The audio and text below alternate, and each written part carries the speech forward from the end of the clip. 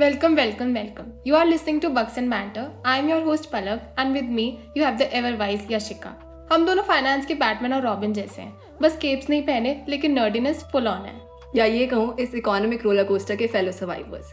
आज हम सिर्फ इकोनॉमी के बारे में बात नहीं करेंगे बल्कि इसको रैंगल, टेम और हो सके तो अपनी धुन पे नचाएंगे। लेकिन एक वार्निंग है, ये राइड थोड़ी वाइल्ड हो सकती है तो अपनी सीट बेल्ट टाइट कर लें। आज का सेशन जैम पैक्ड है जहां हम recession threats, stock market decline और फेडरल रिजर्व के बारे में बात करेंगे because at the end of day it's all about the money talks. So let's deep dive into the market before it opens and gives us anxiety. यार तुझे पता है US economy report shows that unemployment rate 4.3% हो गया है and economic growth 2.8% तो बढ़ी है। But investors are short selling even after seeing this much economic growth. क्यों भाई? यार तो इन्वेस्टर्स के पॉइंट ऑफ व्यू से देख, अगर इकोनॉमिक ग्रोथ हो रही है बट कंपनीज में ले ऑफ हो रहा है, इसका मतलब है कि इकोनॉमी तो ग्रो हो रही है बट कंपनीज नहीं। तो फिर उनके हिसाब से तो कंपनीज में इन्वेस्टमेंट्स वर्थ इट ही नहीं है। गोल्डमैन सैक्स जैसे वेल नोन रिसर्चर्स ने कहा है कि पहले रिसेशन के चांसेस 15% थे, अब 25% कर दिए हैं। और ये निकी और नास्डैक का फॉल तो जैसे कोई डिजास्टर मूवी हो। लगता है हम सबको मैगी खाने की आदत डालनी पड़ेगी। तो अब बात करते हैं उनकी जो रिसेशन के बारे में सबसे ज्यादा बात करते हैं, investment banks. Let's move on. अगर आप अपनी फाइनेंशियल सिचुएशन को जानना चाहते हैं तो वॉल स्ट्रीट के इन्वेस्टमेंट बैंक्स की रिसेशन रिपोर्ट पढ़ लो। गोल्डमैन सैक्स, जेपी मॉर्गन, ये फाइनेंस दुनिया के ग्रिम रीपर्स हैं, बस इनके पास साइट्स नहीं स्प्रेडशीट्स होती हैं। बिल्कुल सही, ये हर इकोनॉमिक डिजास्टर को पिन पॉइंट करने में एक्सपर्ट्स होते हैं और इनकी रिपोर्ट्स हमें बताती हैं कि चीज़ें अभी खराब हैं और आगे और ख़राब होने वाली हैं। जैसे दुनिया का वर्स्ट बुफे जहाँ सब कुछ या तो स्टेल है या तो ख़त्म हो रहा है।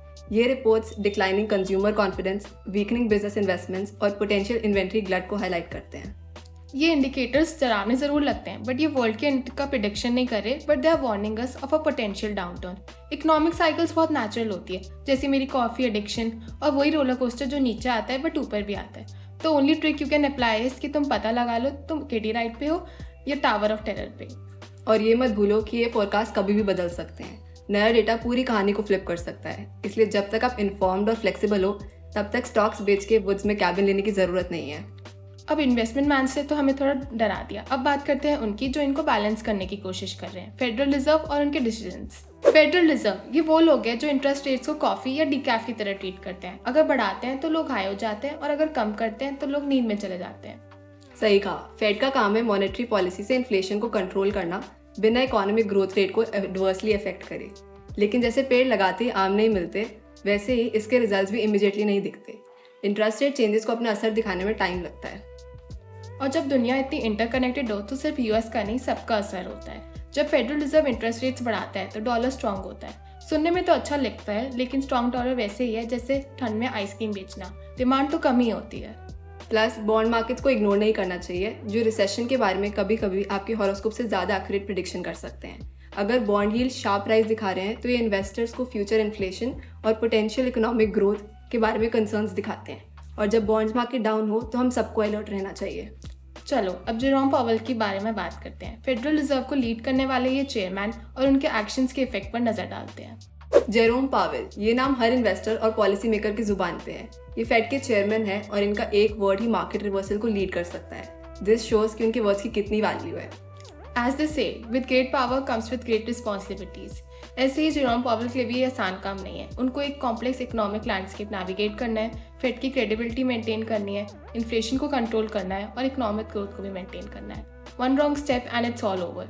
और फेड की कम्युनिकेशन स्ट्रैटेजी भी बहुत इंपॉर्टेंट होती है। अगर वो क्लियर और ट्रांसपेरेंट वे में कम्युनिकेट करते हैं तो ये मार्केट्स को स्टेबलाइज करने और कॉन्फिडेंस बिल्ड करने में मदद कर सकती है। लेकिन अगर उनके मैसेजेस मिक्स सिग्नल्स देते हैं तो ये इन्वेस्टर्स को टेल स्पिन में डाल सकते हैं। लेकिन ये समझना जरूरी है कि फेड ऑल पावरफुल नहीं है। वो इकोनॉमिक कंडीशंस को इन्फ्लुएंस जरूर कर सकते हैं पर हर फैक्टर को कंट्रोल नहीं कर सकते। जियोपॉलिटिकल इवेंट्स या नेचुरल डिजास्टर्स जैसे external shocks best laid plan को डिस्टर्ब कर सकते हैं। तो पावेल के पास पावर तो है बट वो एक विजर्ड नहीं है।